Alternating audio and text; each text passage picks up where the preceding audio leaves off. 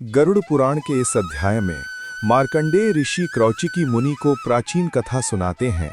इसमें रुचि प्रजापति और उनके पितृ देवताओं के मध्य ज्ञान, कर्म, अपरिग्रह और मोक्ष का गहरा संवाद है। ये कथा धार्मिक, आध्यात्मिक और जीवन सिद्धांतों का अनमोल सार देती है।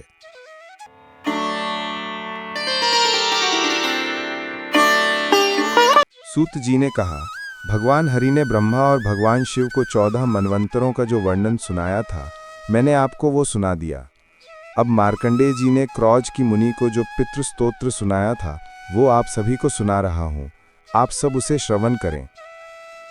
मार्कंडेय जी ने कहा, प्राचीन काल में रुचि नामक प्रजापति माया मोह को छोड़कर निर्भय होकर स्वल्प शयन करते हुए निरहंकार भाव से इस पृथ्वी पर विचरण करने लगे।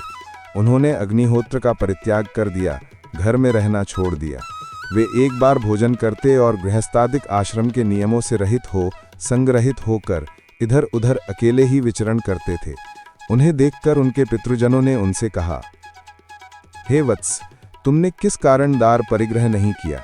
ये दार परिग्रह स्वर्ग एवं मोक्ष प्राप्ति का हेतु है।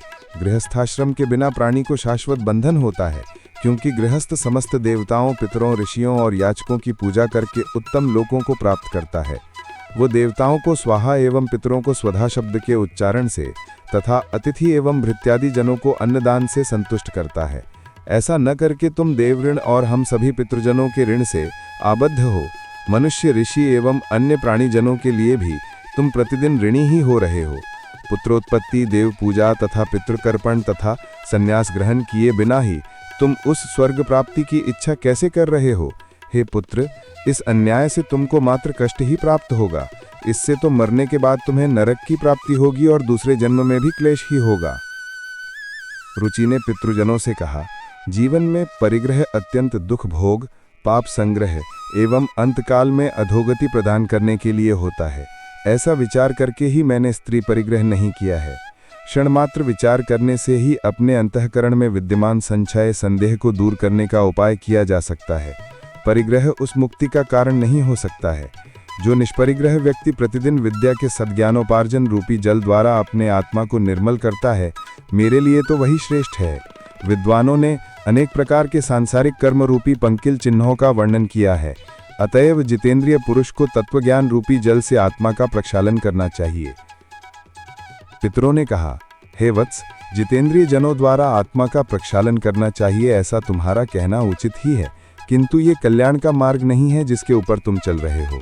पंच यज्ञ तथा तपदान के द्वारा अपने अमंगल को दूर करते हुए फल प्राप्ति की कामना से रहित किए गए जो शुभ और अशुभ कर्म हैं, वे बंधन के हेतु नहीं होते, और जो पूर्व का कर्म है वो भोग से नष्ट होता है। प्रारब्ध का जो पुण्यापुण्य कर्म है वो सुख दुखात्मक भोग भोगने से निरंतर नष्ट होता रहता है। इस प्रकार विद्वज्जनों द्वारा अपनी आत्मा का प्रक्षालन होता रहता है और कर्म बंधन से उसकी रक्षा की जाती है। अपने विवेक से रक्षित आत्मा पाप रूपी पंख से लिप्त नहीं होता। रुचि ने कहा, हे पितामह आदि पितृगण, वेद में कर्म मार्ग के प्रतिपादन के द्वारा अविद्या माया की परिपुष्टि की गई है। इसलिए आप सब कैसे मुझे उसी मार्ग में चलने के लिए प्रवृत्त कर रहे हैं? पितरों ने कहा, कर्म के द्वारा जो कुछ किया जाता है वो सब अविद्या है। ऐसा जो तुम्हारा कहना है वो असत्य वचन नहीं है, किंतु विद्या की सम्यक प्राप्ति में भी तो कर्म ही हेतु है। शास्त्र प्रतिपादित जो विहित कर्म है, सज्जन पुरुष उनका उल्लंघन नहीं करते हैं। वे उन्हें उसी से मोक्ष की प्राप्ति हो जाती है। विहित कर्म का अनुष्ठान न करना अधोगति प्रदायक है। हे वत्स, मैं अपरिग्रहादि के द्वारा आत्म प्रक्षालन कर रहा हूँ, ऐसा तुम उचित मानते हो, किंतु शास्त्र विहित कर्मों का अनुष्ठान न करने से उत्पन्न पापों के द्वारा तुम स्वयं को जला रहे हो। अविद्या भी विष के समान मनुष्यों का उपकार करने के लिए ही होती है। जिस प्रकार विष का यथोचित उपयोग करने से प्राणी का कल्याण होता है, उसी प्रकार समुचित रूप से अविद्या रूपी विहित कर्म का अनुष्ठान करने से कर्ता का हित ही होगा। वो भवबंधन के लिए नहीं, अभी मोक्ष के लिए है। हे पुत्र, इस कारण तुम विधि पूर्वक दार परिग्रह अर्थात अपना विवाह करो।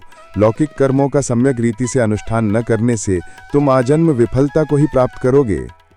रुचि ने कहा, हे पितृगण, अब तो मैं वृद्ध हो गया हूँ, कौन मुझे अपनी कन्या प्रदान करेगा? वैसे भी मुझ जैसे अकिंचन व्यक्ति के लिए दार परिग्रह अर्थात विवाह करना अत्यंत कष्टसाध्य है।